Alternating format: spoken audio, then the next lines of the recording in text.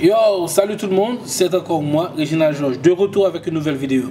Mais attention, ce n'est pas juste une autre vidéo, c'est la vidéo. Aujourd'hui, on va parler des boutons et des objectifs.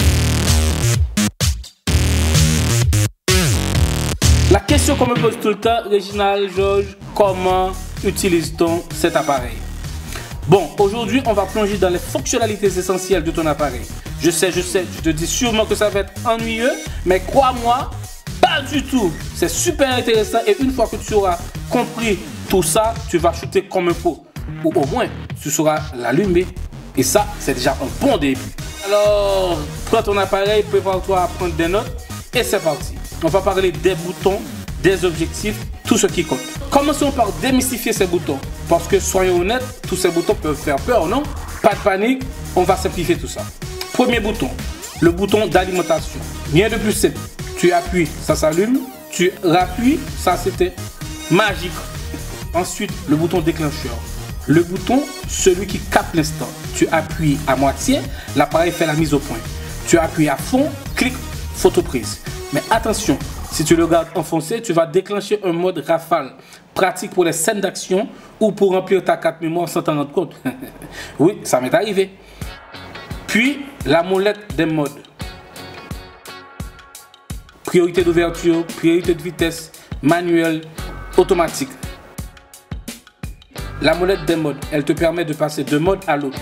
Le mode automatique, super pour débuter, l'appareil gère tout pour toi. Mais toi, tu n'es pas un débutant, tu es là. Tu regardes cette vidéo, tu es déjà un expert en devenir. Alors tu vas passer en mode manuel. Et là, tu contrôles tout, vitesse, ouverture, ISO. Ça fait peur au début, mais ensuite tu ne voudras plus revenir en arrière. Et il y a les modes AV et TV. AV, priorité d'ouverture, et TV, priorité de vitesse. En AV, tu choisis l'ouverture, la caméra choisit la vitesse. Et en priorité de vitesse, tu choisis la vitesse et la caméra choisit l'ouverture automatiquement. Et aussi, il y a le bouton supprimer. Important, mais attention avec celui-là.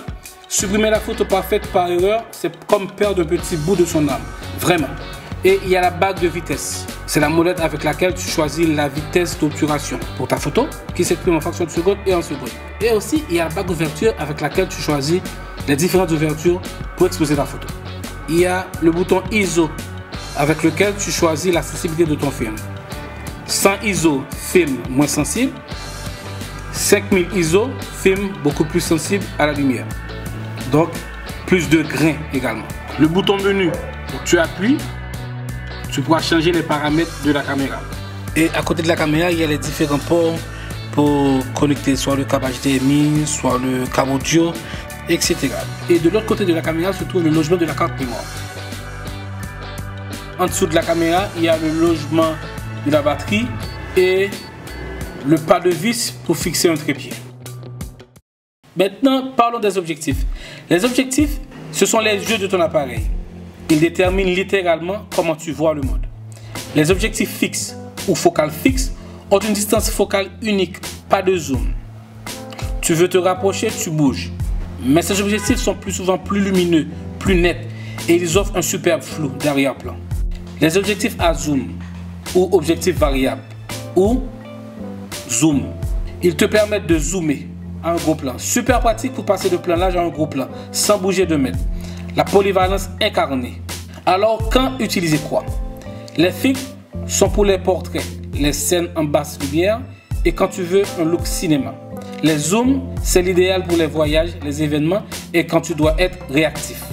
En vrai, le meilleur objectif, c'est celui qui correspond à ton style. Teste, explore et vois ce qui résonne avec toi. C'est ça le plus important. Si vous avez aimé cette vidéo, n'hésitez pas à liker, à partager et à vous abonner. Merci, ciao!